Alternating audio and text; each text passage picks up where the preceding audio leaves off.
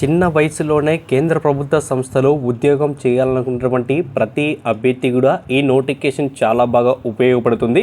కేవలం 10th class pass అయినటువంటి అభ్యర్థులు, ఇంటర్మీడియట్ పాస్ అయినటువంటి అభ్యర్థులు, ఐటీఐ పాస్ అయినటువంటి అభ్యర్థులు, ఎనీ డిగ్రీ పాస్ అయినటువంటి అభ్యర్థులు ఎవరైనా అప్లై చేసుకునే విధంగా కేంద్ర ప్రభుత్వ సంస్థలో 28 రకాలైనటువంటి ఉద్యోగాలను భర్తీ చేస్తూ నోటిఫికేషన్ అయితే రిలీజ్ చేయడం అయితే జరిగింది.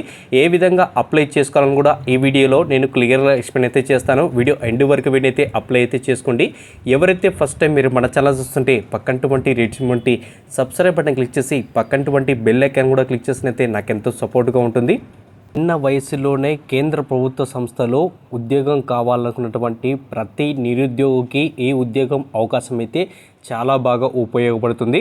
So 10th class, intermediate, ITI and degree క్వాలిఫికేషన్తో మనకు 608 పోస్టులు అయితే భర్తీకి గాను అఫీషియల్గా అయితే నోటిఫికేషన్ అయితే రిలీజ్ చేశారు.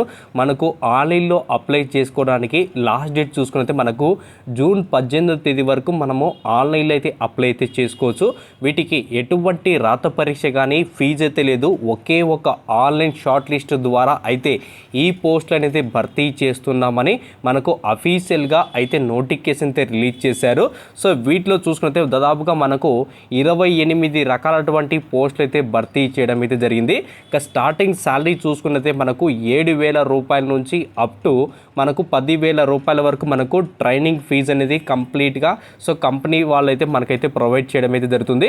సో అక్కడ పోస్టుల విషయానికి వచ్చినట్టయితే మనకు వివిధ రకాలైనటువంటి పోస్టులు అయితే ఉన్నాయి. సో అక్కడ మెయిన్గా పోస్టులు చూసినట్లయితే మనకు ట్రేడ్ అప్రెంటిస్ అంటే ఎలక్ట్రీషియన్కి వచ్చేసి 260 పోస్టులు, ఫిట్టర్కి వచ్చేసి 150 పోస్టులు, మెకానికల్ డీజిల్ వచ్చేసి మనకు 40 పోస్టులు, కోపాకు వచ్చేసి మనకు 15 పోస్టులు, మెషనిస్ట్ 10, టర్నర్ 10, సెక్యూరిటీ అసిస్టెంట్కి వచ్చేసి 1 పోస్టు, అకౌంట్స్ అండ్ ఎగ్జిక్యూటివ్కి వచ్చేసి మనకు 30 పోస్టులు అయితే విడుదల చేశారు.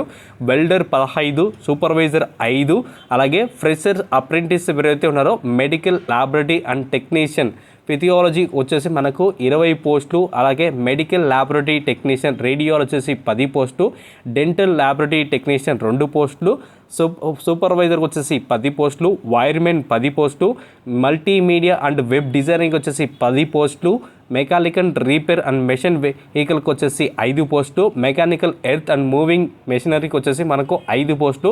టోటల్గా మనకు 608 వేకెన్సీ అయితే రిలీజ్ చేయడం అయితే జరిగింది. సో వీటికి 10th క్లాస్ నుంచి డిగ్రీ క్వాలిఫై అయినటువంటి అభ్యర్థులు ఎవరైనా అయితే అప్లై అయితే చేసుకోవచ్చు. సో మినిమం ఏజ్ వచ్చేసి మనకు 18 సంవత్సరాల నుంచి 22 సంవత్సరాల్లో ఉన్నటువంటి అభ్యర్థులు ఎవరైనా అయితే అప్లై అయితే చేసుకోవచ్చు. ఇంకా ఏజ్ రిలాక్సేషన్ వచ్చేసి ఎస్సీ, ఎస్టీ, ఓబీసీకి వచ్చేసి మనకు 3 సంవత్సరాల నుంచి 5 సంవత్సరాల వరకు గవర్నమెంట్స్ రూల్స్ ప్రకారంగా మనకు ఏజ్ రిలాక్సేషన్ అనేది ప్రొవైడ్ చేయడం అయితే జరిగింది. సో వీటికి సంబంధించినటువంటి పూర్తి లింక్ అనేది మీకు కింద డిస్క్రిప్షన్లో లింక్ అయితే ఇచ్చాను. సో లింక్ క్లిక్ చేసుకుని మీరైతే అప్లై అయితే చేసుకోవచ్చు. సో ఈ నోటిఫికేషన్ వచ్చేసి మనకు 23/5/2023 అంటే మే 23వ తేదీన మనకు నోటిఫికేషన్ అయితే రిలీజ్ చేశారు. మనకు 6వ నెల 18వ తేదీ వరకు మనమైతే అప్లై చేయడానికి వీలైతే కల్పించడం అయితే జరిగింది. సో వీటికి సంబంధించినటువంటి ఏ చిన్న డౌట్ ఉన్నా కానీ కింద కామెంట్ చేయండి. ప్రతి ఒక్కరు కూడా అయితే రిప్లై అయితే ఇస్తాను. వీడియో చూసిన తర్వాత చిన్న సబ్స్క్రైబ్ చేసి, లైక్ చేసి అండ్ మీ ఫ్రెండ్స్ అండ్ ఫ్యామిలీ మెంబర్కి షేర్ చేయండి.